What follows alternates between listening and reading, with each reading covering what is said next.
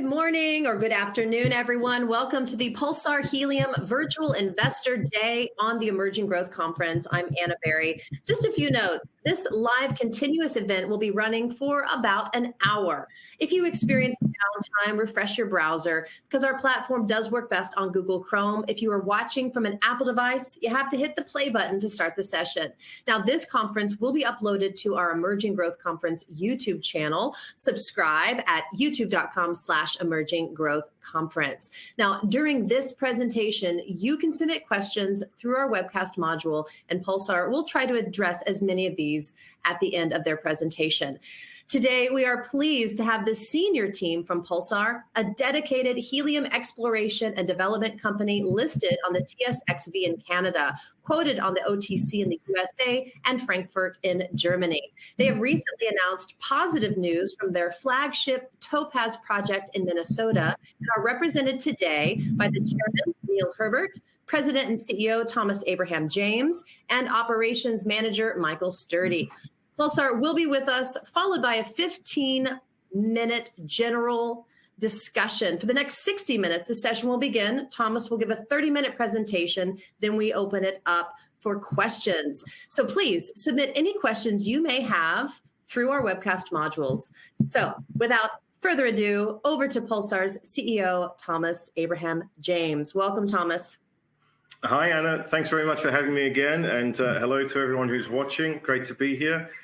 Exciting time for the company and very happy to give an update. So I've got a presentation here which I'll go through. For those of you who wish to read it in more detail, it is up and available on our website. So it's an updated version relevant for today. So as the name suggests, it's all about helium, Pulsar Helium. And what we've got is we are an explorer and developer of helium assets, so helium in the ground. So for those not aware, this is quite a new industry brought about by the shortage of helium, which has persisted for the past decade.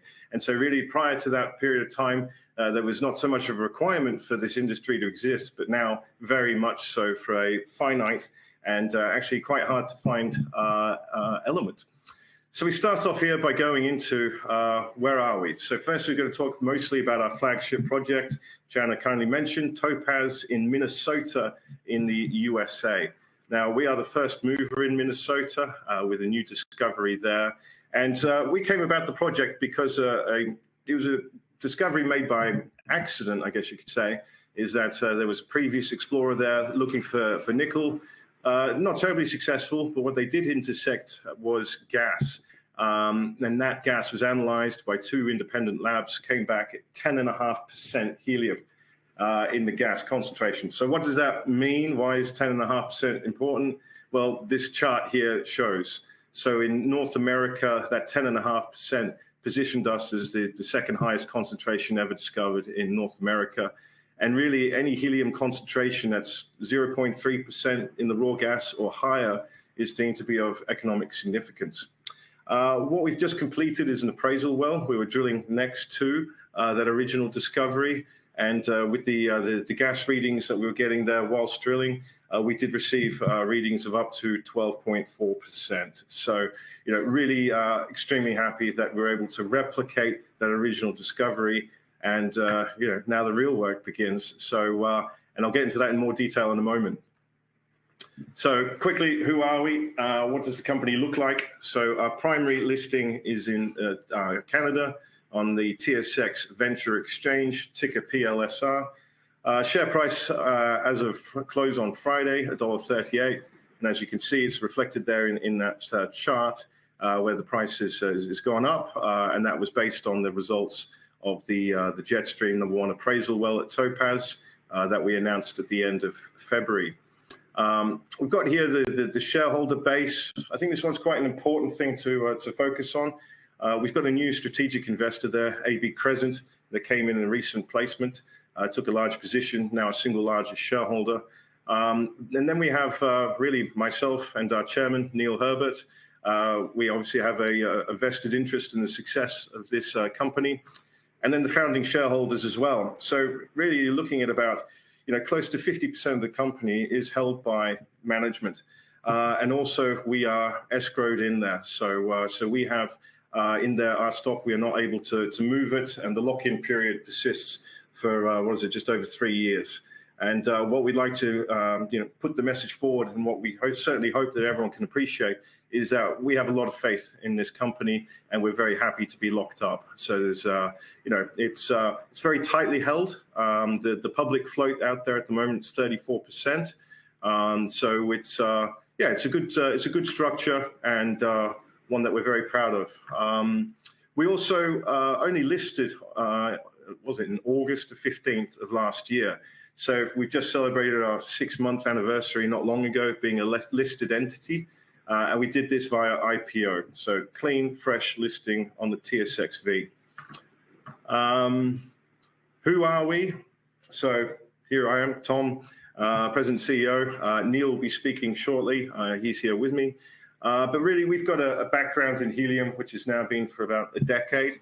So we started up another company that was Helium One, listed in London. And so we got involved in that project a decade ago. And really, that was the first helium exploration company as far as we're aware. It was really writing the helium exploration playbook. As I was alluding to earlier, nobody else was doing helium exploration, particularly helium that is not associated with hydrocarbons. And so most of helium production at the moment is on the back of, it's a byproduct of hydrocarbons, so natural gas, methane production. Whereas for Pulsar, what we do is we look at projects where helium is the primary economic driver, not associated with hydrocarbon production. And so Neil and I, and our technical manager, Josh Blewett, we've got a lot of experience in this field. This is not our first rodeo. We're then joined by an excellent group of independent directors there with us as well, financial, corporate, and then oil and gas backgrounds as well. So very solid board. And then with our management team as well, technical experts, engineers, geologists. So we think that we've really got an excellent team to be able to move this company forward. Competitive advantages. So, well, a lot of the focus is on our projects in the USA. So we've just completed the appraisal well. We already know that there is high concentration helium there. Now it's really to go get the next bits of data to see if that can support potential production scenarios. Being in the USA is key. Helium is notoriously difficult to transport. If I use the analogy of a helium balloon, it likes to leak out. So being close to your market is key, and not exposing yourself to risk of long-distance transportation, where you have the real risk of losing product by the time it gets to its final destination. It's in high-value product in short supply, so the volumes of helium used per annum aren't huge, but it is incredibly valuable. The supply deficit has persisted for a decade now. The team I've mentioned, and then that's being a byproduct as well of hydrocarbon production, is not ideal. Hydrocarbon producers are not going to produce more hydrocarbons for the sake of the helium. So really, to be able to bring stability to the market, you need to have that primary source, which could really then start to potentially operate, supply what the world needs at any given moment in time, which is flexibility that does not exist right now. Pricing of helium. So here it is. So natural gas, you're looking at, and the unit of measurement that we look at is 1,000 cubic feet in MCF. For natural gas, you're looking at roughly, I don't know, $4 or $5 per unit. For helium, we're seeing now that it's for gaseous helium, we're seeing contracts now, offtake agreements for around $750. This is US dollars. For liquid helium, you're seeing in excess of $1,000. So once again, natural gas around about $5, helium $750, $1,000 plus. So you can appreciate the value and why now this industry of primary helium is exists because of that pricing mechanism. Beforehand, it was really, the price is consistent. It was quite low. There was abundant helium, primarily from the USA, but that is no longer the case. The helium market itself. So at the moment, last year, 2023, 6.1 billion cubic feet. What does that mean? So if we use a price of $750 for that, then you're looking at an industry very roughly of $4.6 billion for the upstream production side of helium. Of course, that value increases as you go down the chain as it starts to go down to distribution downstream. But it is also forecast to increase. I'll go into the reasons why shortly. But really, the key message is that demand is curtailed by supply. There has been a deficit, and a lot of people have been on allocations now for a long period of time. In terms of the supply side, focusing on the USA in particular, USA supply is in decline. So the USA is the single largest consumer of helium, used to be the single largest producer of helium, but really now it's coming from older gas fields, so the production is less. And then also there was there is still a standalone reserve of helium, so where helium was separated out of natural gas and then re-injected back into the ground, into a reservoir there for a standalone helium reserve that was managed and owned by the federal government. That has dwindled in size and has now in fact been privatized as well, which is creating further constraints. But the number of helium producers in the world is not huge. So you've got the US is one, Canada's started to come online with a bit of production. You've got a little bit in South Africa. Algeria has historically supplied to Europe, Russia, but Russia obviously the situation at the moment, that's not really coming across to the US. And then with Qatar, they've really stepped up to try and fill the gap there with their natural gas production and then getting helium off the back of that. So now it looks like that, certainly Qatar in the Middle East is now becoming the #1 helium producer in the world. What's it used for? So everyone thinks party balloons, of course, but that's roughly about 3% of market share. What is not truly appreciated is how critical helium is for the tech industry. So the single largest application for helium, for liquid helium, has been for superconducting magnets, primarily MRI scanners, as you'd find at hospitals. So in order for that magnet to superconduct, it needs to be bathed in liquid helium. Big one that's now come online, and this is on the back particularly of artificial intelligence and with the computing power that's required, is for the fabrication of semiconductors, you need liquid helium. So it's become very strategic and is very much in demand for that application. Another one is for making fiber optic cables, for all sorts of things, computer hard drives, deep sea diving, the list goes on. But certainly it all goes towards the tech end of town. This computer that I'm talking to you on today couldn't be possible without helium. So back to Pulsar now, and what's our portfolio? So we have the Topaz project in Minnesota in the USA, and then we have the 2 new projects in Greenland. So with Topaz in Minnesota, so this one is, we're the first mover in that state. I mentioned that there was a discovery made previous, and we're now going in to realize that discovery's potential.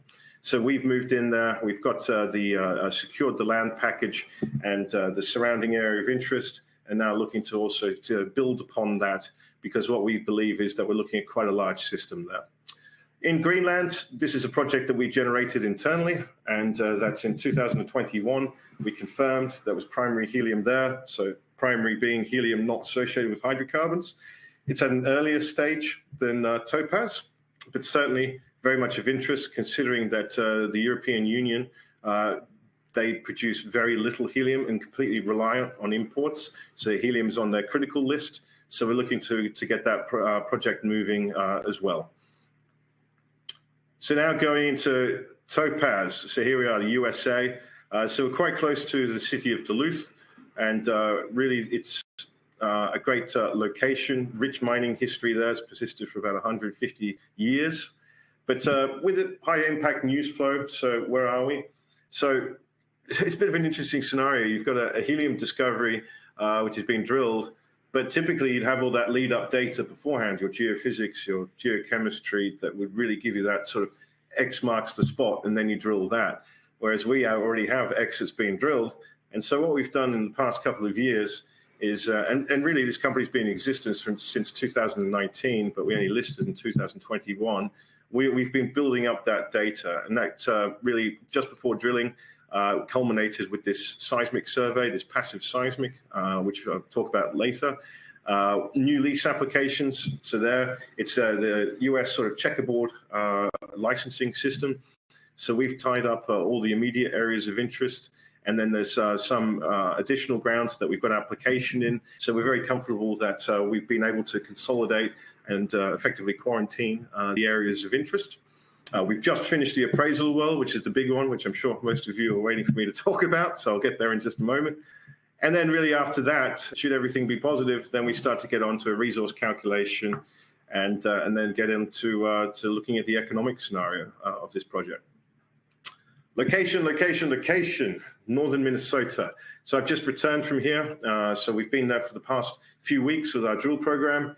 We're right next to the North Shore iron ore mine, this is North America's most prolific iron ore district. So we're right nearby to some significant infrastructure, magnificent road network, right by the Great Lakes. So, and being in the USA, the single largest user of or market for helium, it really is a great location. The local population has been incredibly supportive, and really it's just couldn't be happier with where this project is. It really is ideal.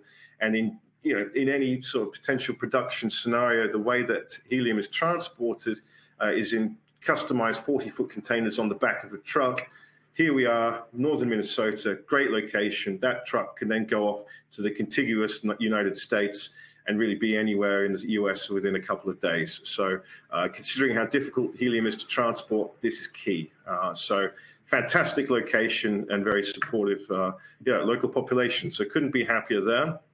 Going back now to the discovery, so how it all began. So it was back in 2011, actually, this discovery was made. So when they were drilling for nickel, and I can't imagine what it would have been like at the drill rig at the time, but at just shy of 1,800 feet, they hit gas, which was, under high pressure. And what it did was it shot out, 9 feet of drill core out of the core barrel up through the top of the drill string and sent it off like a projectile.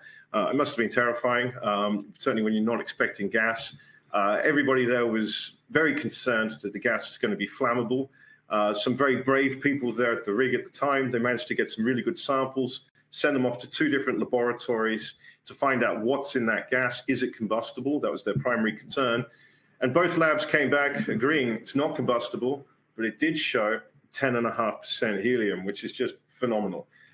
So really that piqued our interest, and then we were able to come into this project at a later time and then secure the rights to the mineral rights there, and then thus Pulsar Helium was born.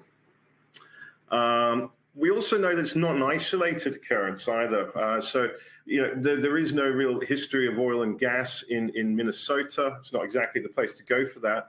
But the geology for helium is first rate. It's got all the key ingredients that you need. But we delved into the archives there, and we found there actually were a few other occurrences of where gas was intersected.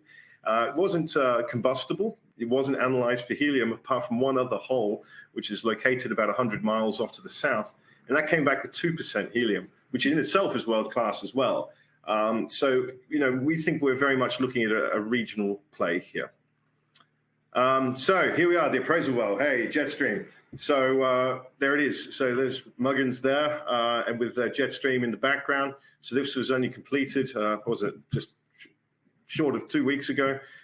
So what we did is we went and drilled this appraisal well, this exploratory boring, which is located about 50 feet away from the original discovery. So really the objective of this was to twin the original discovery, to do it with a rig that's set up for drilling of gas, so a larger style rig with all the bells and whistles that you anticipate. And so we went down, we drilled down to the depth where the gas was intersected in the discovery, and then persisted beneath that to find out, okay, does it continue? What's in the great unknown there? So we got down to 2,200 feet. And look, it was brilliant. We had a instrument out there, which is called a mass spectrometer, very fancy name for a machine, which is actually quite fancy. And every 100 seconds, we were getting gas readings for when gas was coming up the hole and could then be analyzed at surface. It's a very precise instrument. and we got readings there of up to 12.4% helium, which is extremely pleasing. So we had an inkling that with the original discovery, 10.5% helium, we already knew that that was fantastic. But just the nature of helium and gas is that if you get that little bit of contamination from the air that we breathe from atmosphere, then it will dilute that helium number right down. So really in this industry, the higher the number that you get, actually the more believable it is. That's probably closer to it, because the lower numbers are being typically diluted by atmosphere, and you can tell that by looking at the readings. So what we've done is we've taken a number of samples from different moments whilst we were drilling. They've now gone off to a laboratory, well, sorry, 2 laboratories, and we'll be getting the results back from those ones, it's more or less imminently. And with those, they'll then be doing the corrections to that data as well. We know very well what the composition of atmosphere is to then be able to eradicate any atmospheric contamination, and then be able to give a reading of what is indicative or representative of the gas that was encountered at depth. Also, at the completion of the hole, when we reached TD, we then had Baker Hughes come out. So this is a group that specializes in collecting down the hole logging data. So a number of different instruments go down the hole, which would then tell you things like, reservoir depth, porosity, et cetera, et cetera. So that was completed. That data is now in the process of being interpreted by them. There's a bit of number crunching that's required, and we're also anticipating receiving that very shortly as well. So obviously with the laboratory results and then with the Baker Hughes data, we will be updating the market as soon as we receive it and letting everybody know. So, plenty of news flow coming in the short term, and it's quite exciting. The next one that we then need to do is the pressure and flow testing. So with that, the intention was to do that immediately at completion of the hole. Not able to do so, and that's really because of, well, something that's outside of our hands. That it turns out that it was the warmest summer in northern Minnesota for apparently the last 20, 30 odd years. So the way that it works is to get heavy traffic to come into site. We had what's called as a winter conditions permit for these dirt roads. What happened was that those winter conditions, they ended ahead of time. And so at that interface between frozen and dry, no heavy traffic is permitted by the local authorities, for good reason, because it may well destroy the roads whilst they're in poor condition, whilst there's moisture there during the thaw. So really, as soon as that thaw ends and the roads are in good, stable conditions, then we'll be able to go in and to do that next round of work, which is the pressure testing and the flow testing. So we'll be there as soon as we can. So, yeah. So anyway, in the meantime, so where we are, mineral rights, we're on private mineral rights. That's where we are, private surface rights. And we've got out there the immediate area of interest. And then, as I say, we've got applications in for a much larger area, fully appreciating that, these things take time, but at least the applications are in. And but we do have access to the immediate area of interest, and we'll move forward accordingly.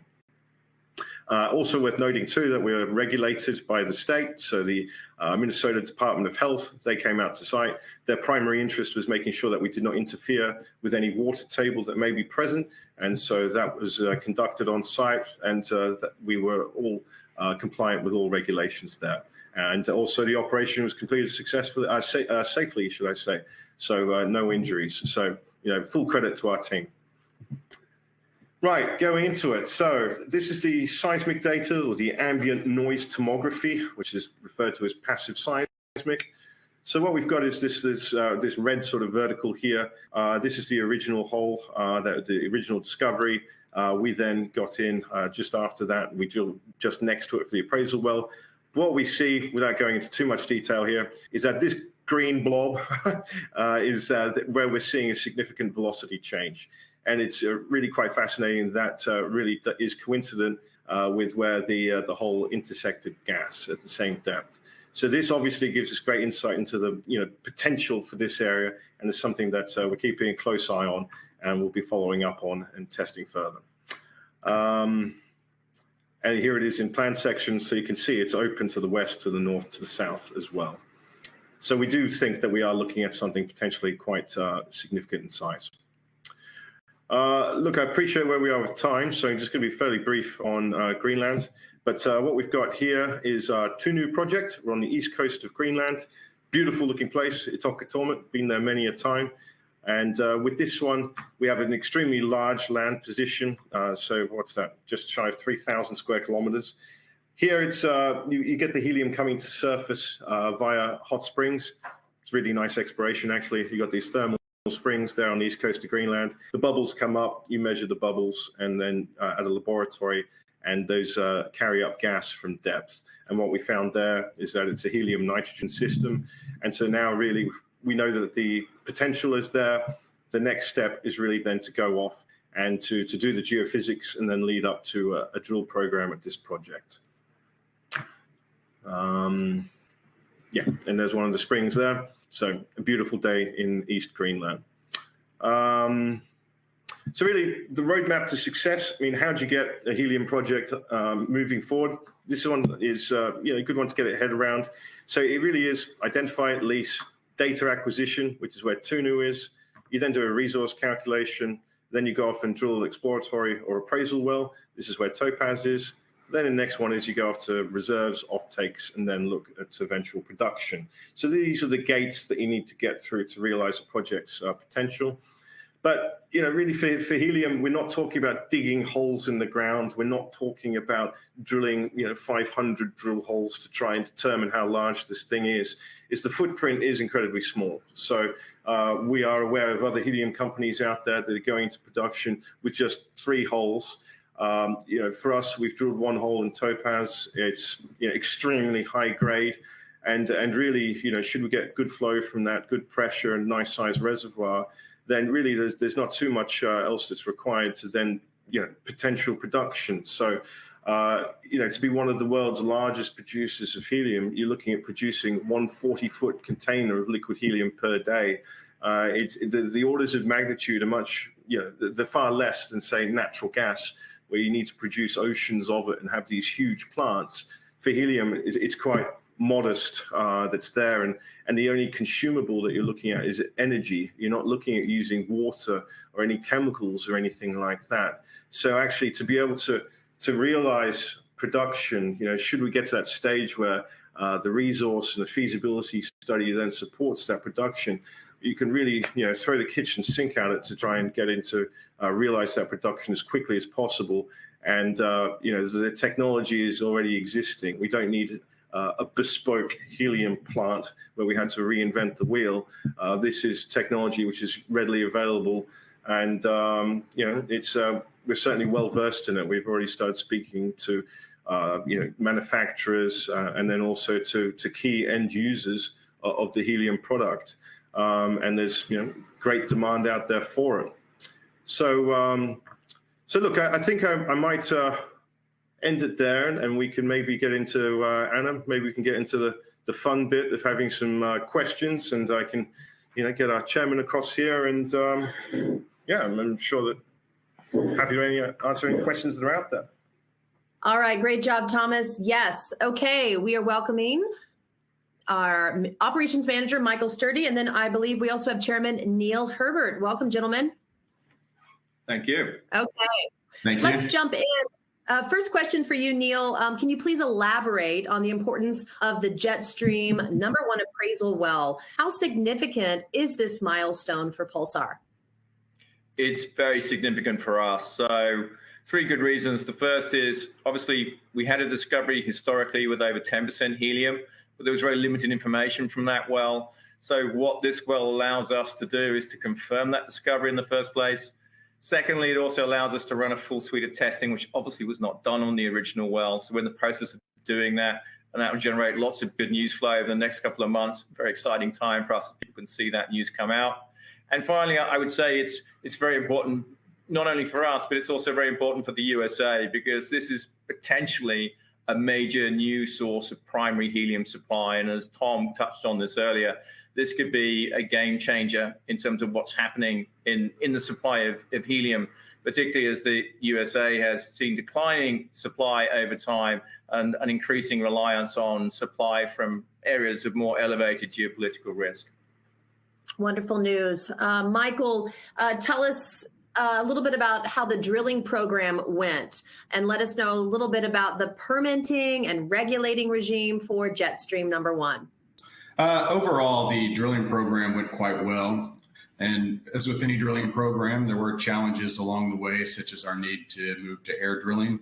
However, the team was prepared for these contingencies, and we were able to move past these challenges both quickly and efficiently. And as for the permitting regime, that's kind of threefold. There's a federal permit related to commercial road use. Then that was been acquired probably over a year and a half ago. Then there was a special use permit for access to the private in-holding. And then we had to permit through the state, which is the Minnesota Department of Health. So we're a regulated wellbore, and that basically governs just the wellbore. And then through Lake County, there is some zoning permitting that pertains to the actual location and stormwater runoff. Great. Thank you for that update. Thomas, most of our listeners, we are here in the USA. So do you have plans to make it a little bit easier for U.S. residents to invest? Yeah, look, the message is being received loud and clear. So with that one, so our primary listing, of course, is in Canada on the TSXV. But what we do have is we do have a quotation on OTC on pink there. But we want to get onto the OTCQB and then get what's called DTC eligibility, which will allow people to be able to buy shares electronically and not have to go through a physical broker. So as a company that only listed in Canada in August of last year, we then had to wait until we've been listed for over 6 months before we could begin that process. We've now lodged an application with the OTC to then get the QB status, which would be great. So that's in play at the moment, and fingers crossed that goes well. And then should that one go through, then the next one after that would then be applying for the DTC eligibility, which would then make it infinitely easier for US residents to then be able to participate in Pulsar stock. But in the meantime, it's TSXV is still the opportunity, but we are trying to make it a bit easier for US residents. Perfect. Looking forward to that. Neil, are there other sources of helium out there that flood the market? So as it stands today, there's nothing out there on the horizon which would flood the market. And I would say, very unusually, this is a critical raw material. It's probably the one actually that's been most problematic in the last decade or so. I know no other of raw materials been impacted by so much to the extent that it has resulted in rationing of supply to end users, which has frustrated a lot of end users. There's been some additional supply from areas in the world which may be problematic at certain times, certainly Middle East and Russia. So obviously having a source which is nearer to home is very important. But that is secondary supply, so there is no primary supply out there. And I think that's a very important differentiation, which Thomas touched upon earlier. And I think the second one really is that it's very important to be nearer the source of supply because it's a very difficult product to actually handle. So in transportation, you often lose a large part of the product, so up to 15% of the numbers cited out there. So the nearer you are to your end users, the less product you use. So I think a critical development being able to identify this in the US of A. And a few more questions from our viewers. Is Pulsar pondering drilling a step-out well, some distance from the first well, in order to test the lateral extent of the reservoir? Yeah, look, I think at some point in time that's probably going to be inevitable, but it's not in the short-term work program. So at the moment, it's all about extracting every single piece of data out of this Jetstream well. So that will be happening over the next few weeks. The next step after that is that we then give all of that data off to Sproul, who's a resource estimator out of the US. They'll then crunch the numbers there and come up with the resource calculation. And then should that look healthy, then we most likely would probably then start to look at feasibility studies, the economic scenarios. But in the meantime, of course, I think that we probably would then be looking at seeing, okay, is there work that we can do to then see, just how large the system is. I mean, with that ambient noise tomography, the passive seismic that I showed, there's a very compelling geophysical feature there.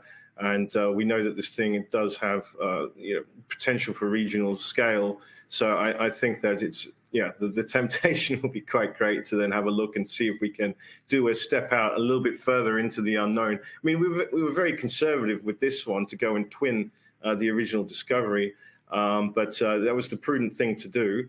And now we can go and look at, stepping out a little bit more into the unknown, which, for us is very exciting. Can you talk a little bit about your current cash position? Yeah, sure. The cash position. So the drilling was more or less on budget. So we're in a good financial position right now. And we're happy with the work program that I just mentioned in terms of going off and then doing the additional well testing and so on, and then going off doing the resource calc. We're funded. And you mentioned this before, but it never hurts to reiterate. When do you anticipate DTC approval for your stock to start trading in the U.S.? Okay, if the OTC and DTC is listening, then hopefully as soon as possible. So it's, should we qualify, then yeah. So it's, I think that, it's in process, and hopefully soon. And do you foresee any regulatory or geopolitical issues that could affect extraction? I don't think so. Geopolitical, no, I wouldn't have thought so. I think that in the US, there's a great desire for increased local production. I think in terms of regulatory and so on, I think that there's no doubt that it's a new industry for the state of Minnesota. But this is not unique. I mean, helium exploration is only a decade old. So no matter where you go, the local authorities need to, consider how to deal with helium. And I think it's fair to say that we've had a very open dialogue with all the authorities in Minnesota, very cordial discussions.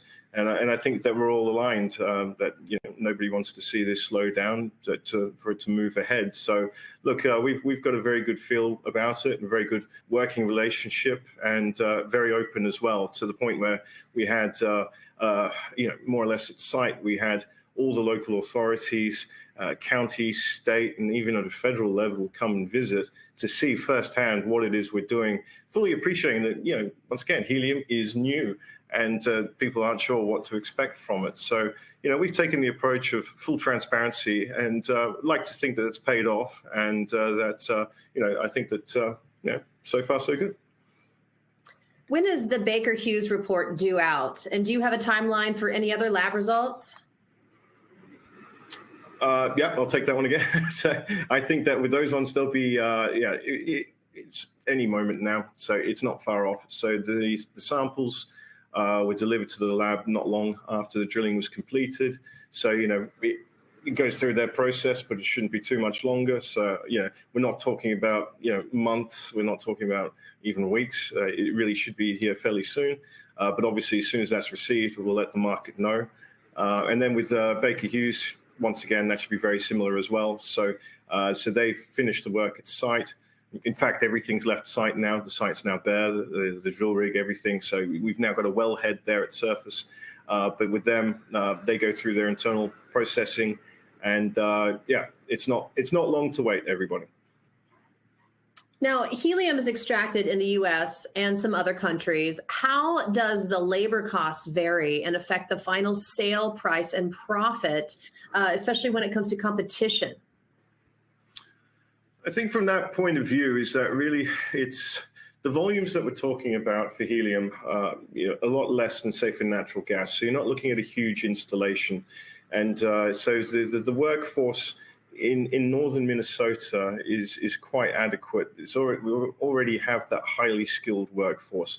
So I guess one thing is that we certainly wouldn't be looking at bringing in any foreign labor. That would not be required at all.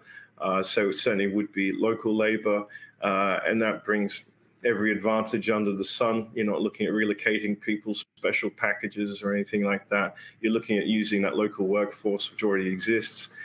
So I think that really more than that, I think that the price of helium is very high. Is it going to stay that way forever? It's hard to say. But having a very high concentration potential helium producer really does, give you that flexibility if there are price fluctuations. And so that's probably the biggest factor is the price of helium, more so than labor costs. But certainly the message that we give to everyone, and when we stand by this, is that the workforce is already there. Now, how much helium does one transport truck carry? Talk a little bit about the market value of one truckload, and maybe how many trucks would you envision daily? Okay. Well, look, one truckload has roughly 1 million cubic feet of helium in it, and that's for liquid helium, so it's equivalent, so 1 million cubic feet. And so with that, you can apply a price of, I don't know, like in the presentation, I mentioned that we were aware of contracts with gaseous helium, $750 for liquid helium, over $1,000. So if you applied $1,000 for that one container, that's $1 million worth of product. And then, per day, if you're going to be one of the largest helium producers on the planet, let's aim for the stars here, but that would be between 1 to 6 trucks a day. And so there you go. So it's a valuable small volume commodity, and certainly isn't going to saturate any road networks, and doesn't have any requirement for pipelines or anything like that. So in the absolute monster scenario, it would be 6 trucks a day. And talk about Pulsar's near-term plans for the company to develop the helium mine in Minnesota or to sell to a large corporation. So I think for our perspective, what we'll be doing is preparing to actually extract in Minnesota ourselves. So we'll actually put in all the steps that we need to do that in terms of the development program. However, and I always say this to all shareholders, if the offer comes along and somebody buys it from us from a great price, then that's a wonderful outcome as well. Perfect.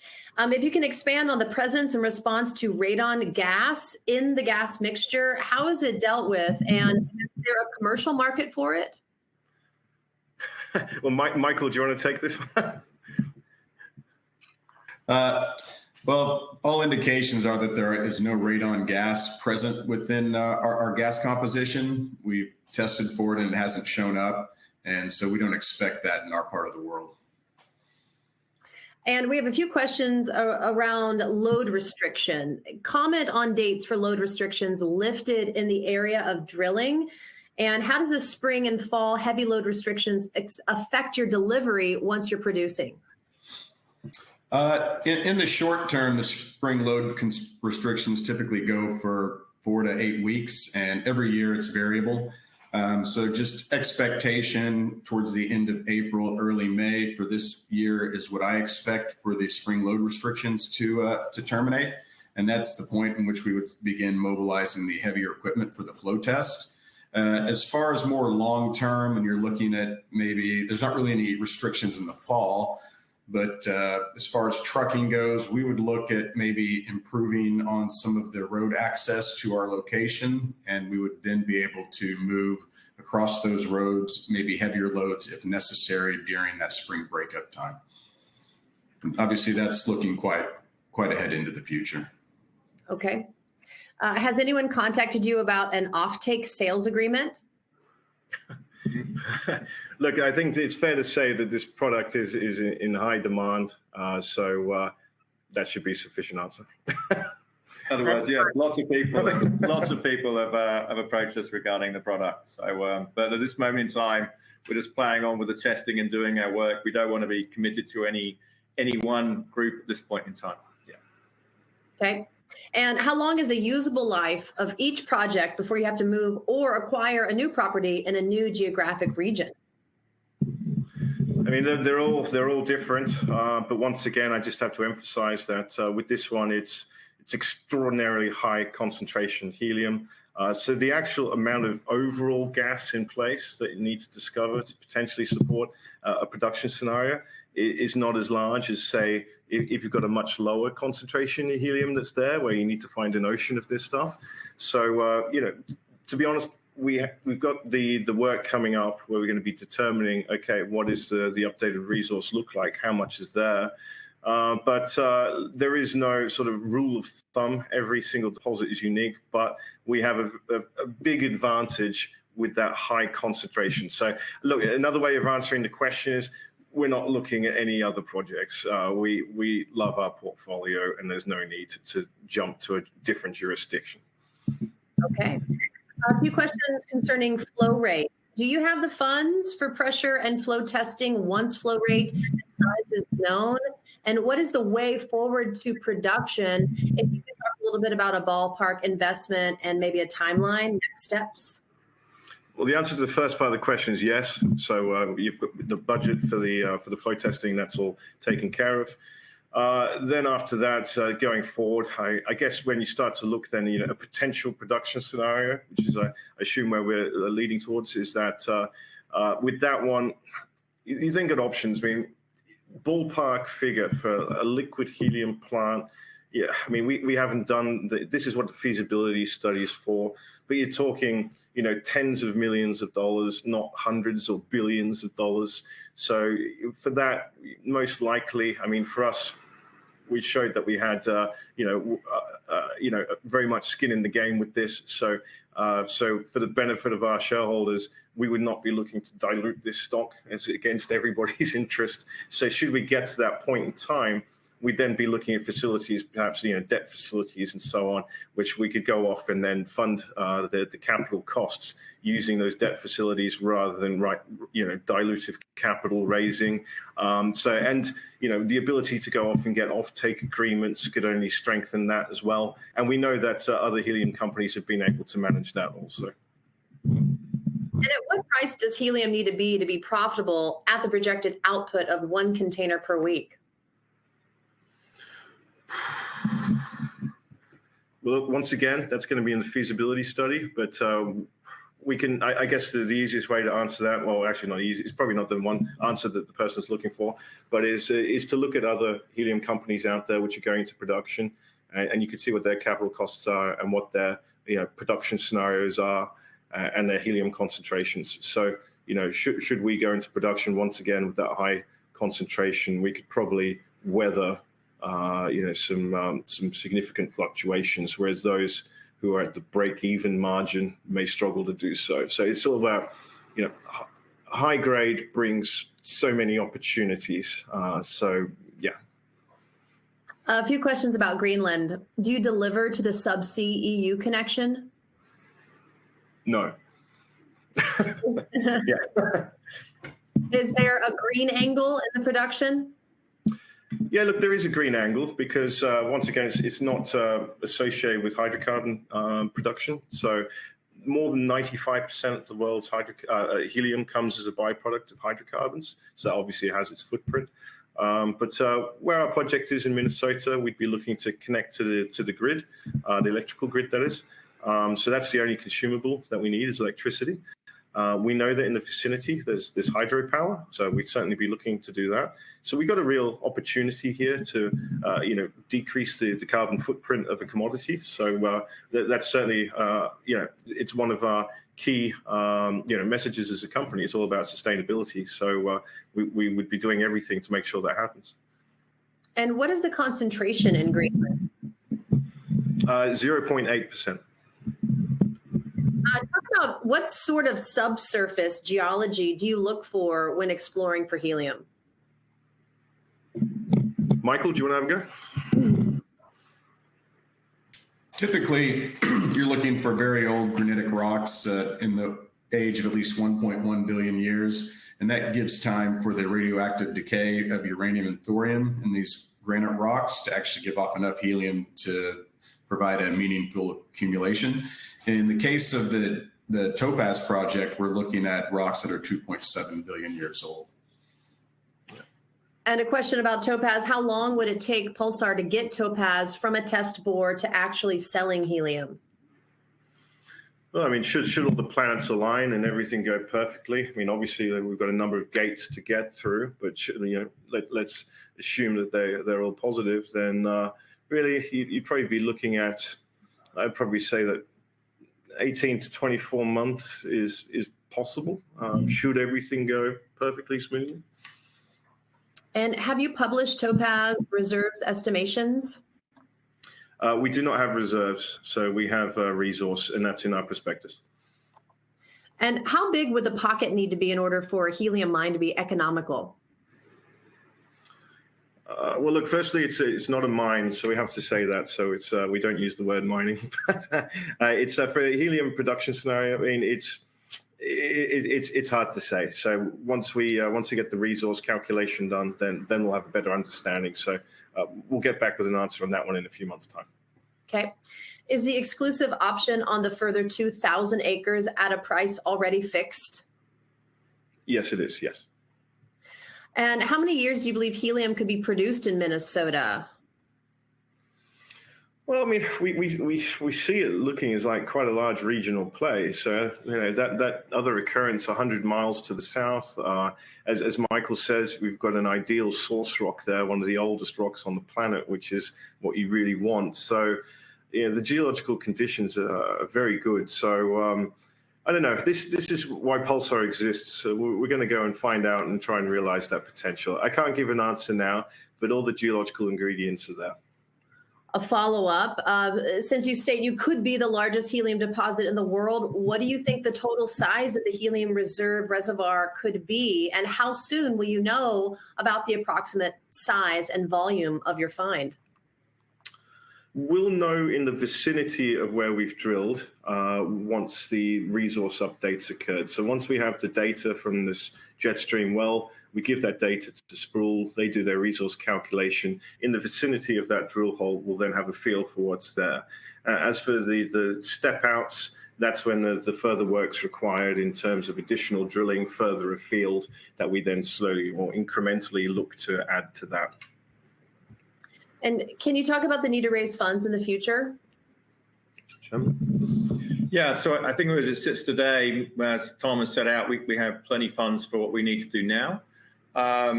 There's also some warrant structures that were issued with shares previously, which actually are now in the money, as they say. So we expect those funds to come in, which will also provide us with quite a lot of money.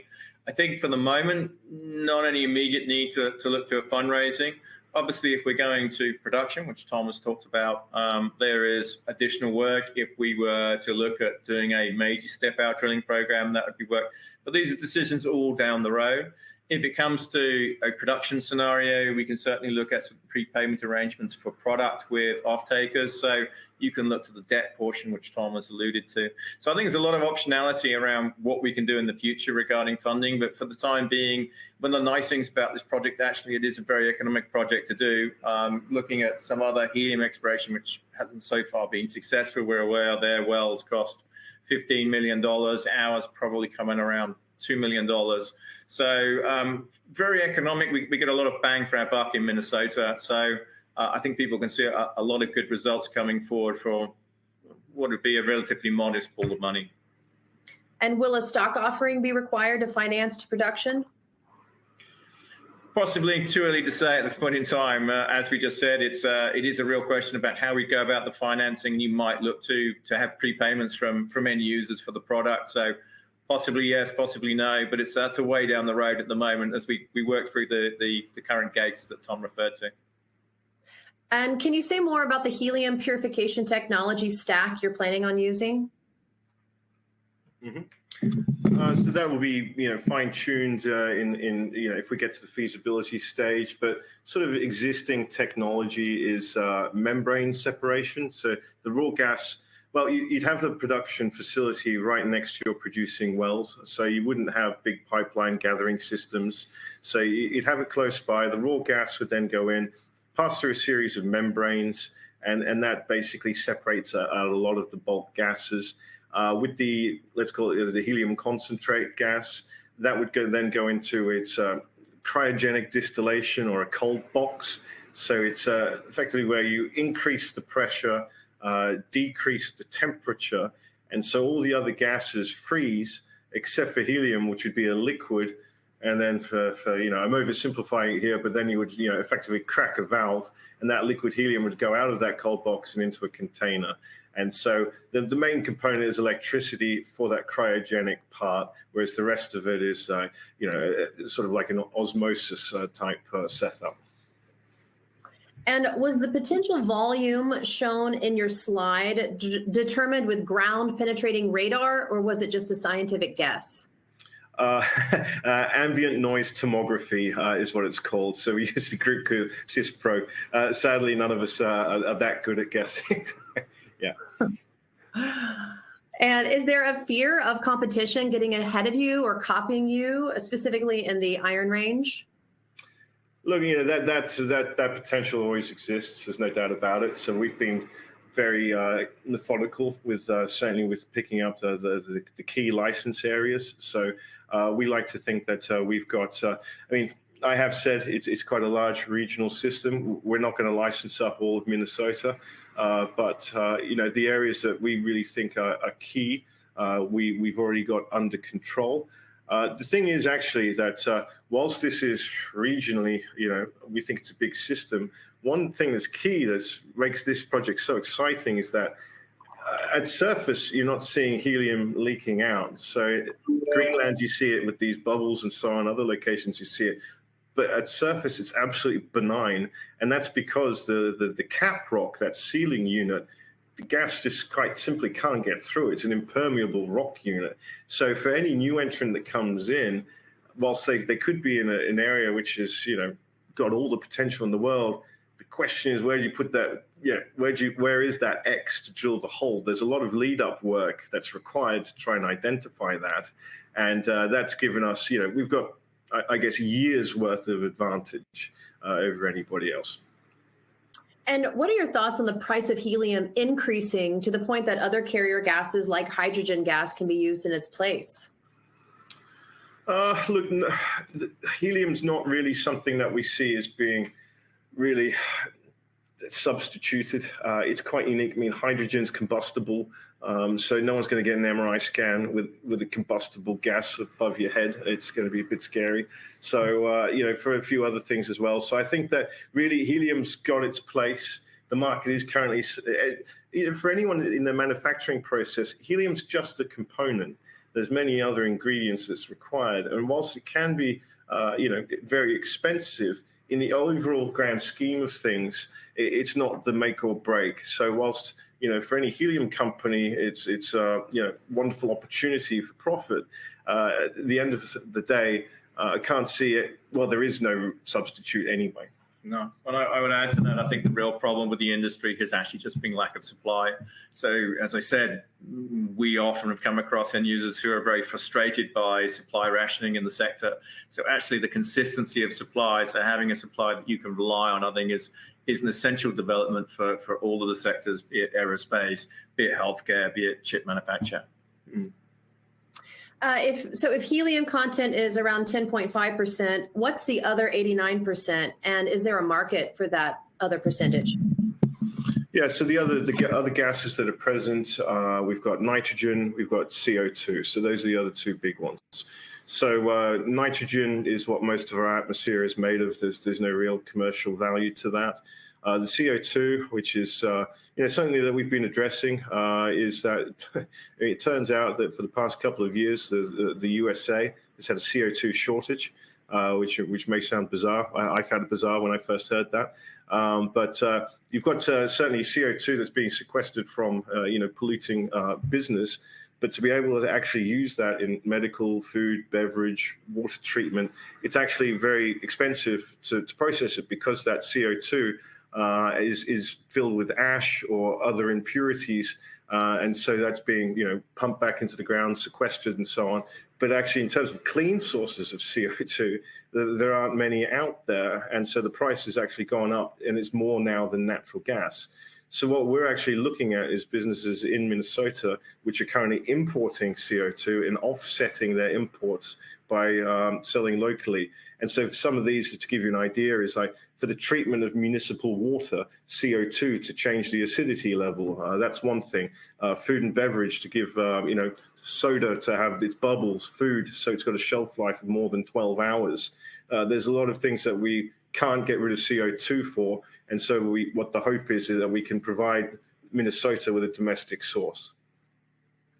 Thank you for that answer. A few questions around that. Have there been other test wells at the same depth within the Bald Eagle intrusion? Not at the same depth that have intersected the zone of interest, no. And is time and money better spent in Topaz, given the grades in Greenland and the weather in northeastern Greenland?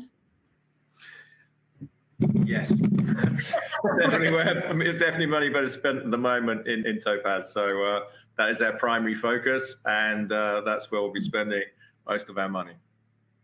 Now, Minnesota has a history of ecological activism in the Iron Range. So how are your communications with the current government of Minnesota? Yeah, they've been great. So we've had full open dialogue. We've been very transparent with everything that we've done. So it's I mean, really, we appreciate the history of Minnesota, and but we're a very different industry to mining operations. So it's a much smaller footprint. There's no holes being dug in the ground like big excavations, so really, there's very different style of operation. However, appreciate that it's very new and that not many people know about it, hence why we've been so transparent, and I think that's been well received.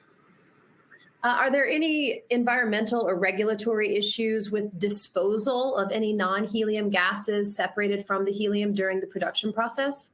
Yeah, we'll be trapping everything. So the only one that probably would go into the atmosphere is nitrogen, and our atmosphere is 74%, I think it is, nitrogen. So it's everything else would be trapped.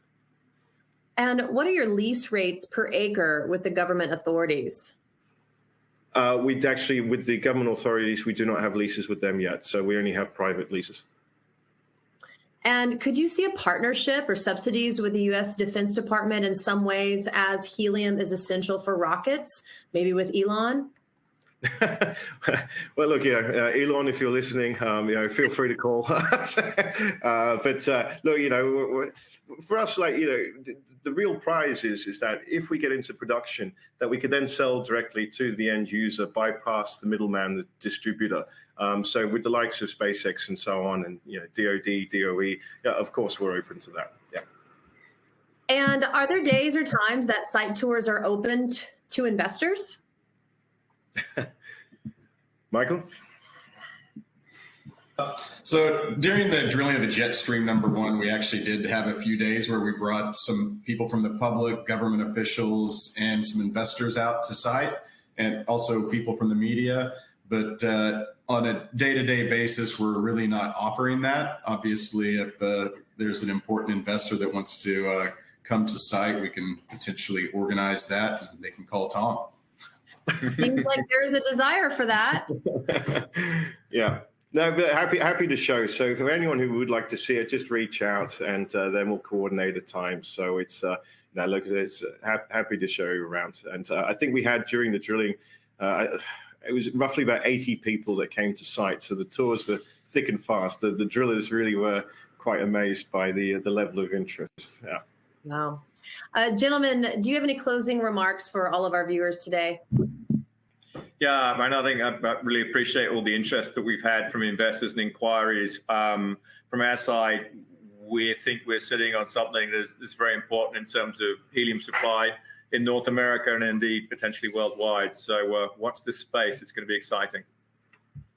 It sure seems exciting. Thank you so much for joining us today, Pulsar Helium, and all of our attendees for making this special Investors Day such a great success.